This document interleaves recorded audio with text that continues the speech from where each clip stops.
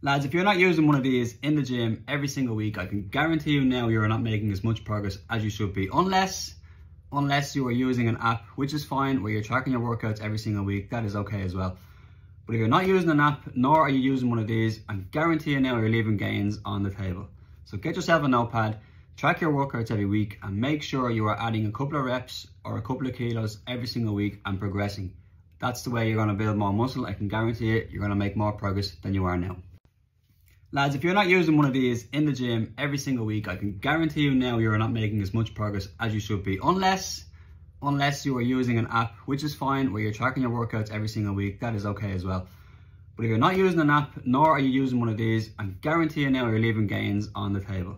So get yourself a notepad, track your workouts every week, and make sure you are adding a couple of reps or a couple of kilos every single week and progressing. That's the way you're going to build more muscle. I can guarantee it, you're going to make more progress than you are now.